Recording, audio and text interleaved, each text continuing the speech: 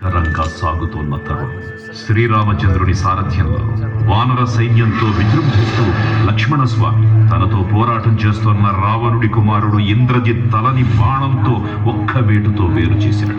ఇంద్రజిత్ మరణ వార్త విన్న రావణుడు ఆవేశంతో ఊగిపోయాడు. ప్రతీకారం కోసం పాతాళ లోకాధిపతి తన సోదరుడు అయినటువంటి మహిరావణుడి సహకారం కోరాడు.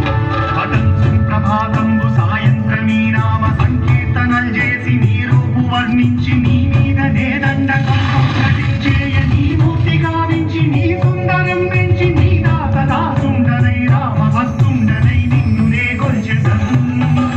నీ కటాక్షంబునం చూచితే వేడుకల్ చేసితే నా మురాలించితే నన్ను రక్షించితే.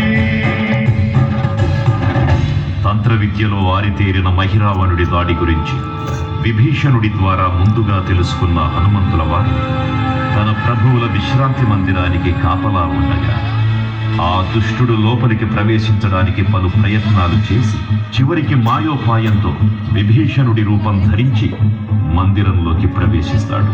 నిద్రిస్తున్న రామలక్ష్మణులను అపహరించి పాతాళ లోకానికి తీసుకుని పోతాడు.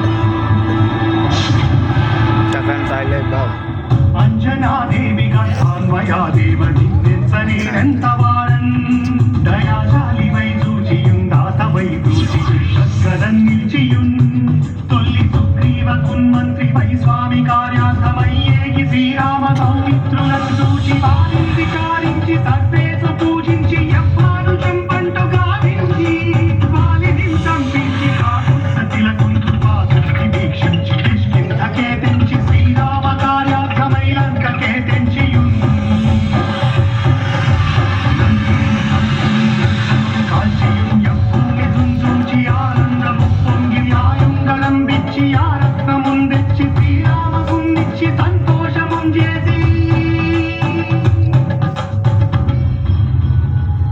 తన ప్రభువులను కాపాడుకోవడానికి వాయువేగంలో పాతాళ లోకానికి చేరుకున్న ఆంజనేయ స్వామికి సగం మొసలి సగం వానర రూపంలో ఉన్న వింత జీవి ముఖద్వారం వద్ద కాపలా కాస్తూ కనిపిస్తుంది.